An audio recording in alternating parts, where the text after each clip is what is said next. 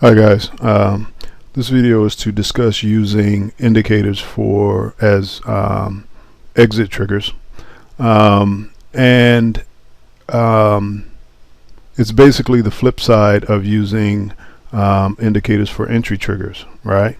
Let's say you were fortunate enough to have bought the DIA somewhere around in here, and you sit in it and you sit in and you sit in it, and you wait for the exponential moving averages to cross to the downside, or some people like to use the average themselves, a longer term moving average, but you use the moving average and say, if price closes below this longer term moving average, I'll exit the trade, right? That's using it as a trigger as well.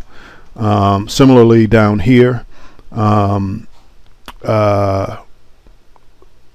if you come out of being overbought, right, once you made it to that level, let's say you bought it here and you made it up to being overbought, you come out of being overbought, or you cross back to the downside. Some people like to exit long trades there, especially if they trade a bit more frequently. Other people like to extend the time frame of the stochastic and use that as an exit. The moving average slope here, which I discussed before, and you can see a video on the site, it has a similar dynamic in the sense that it can keep you in a trade for a lot longer, right?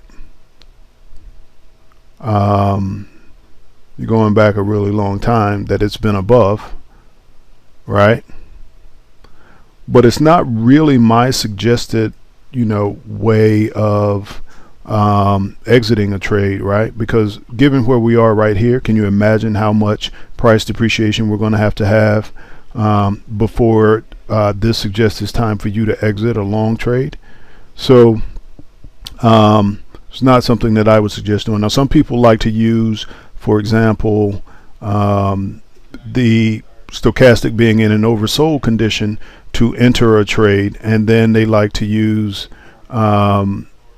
price or the across of the moving averages to exit a trade. Similarly, there are plenty of folks now certainly who like to use my indicator, the moving average slope, to get them in and to keep them in, and then they'll use the indicator itself turning down, or they'll use something that's tighter to price to get them out of the trade, to trigger them out of the trade, right? So it really just depends on what your overall approach is and what you have found to be the most profitable for you. Okay, so that's how indicators work as exit triggers. Any questions on that, obviously ask the trader at theartofsimpletrading.com, and beyond that, we'll see you at the next video.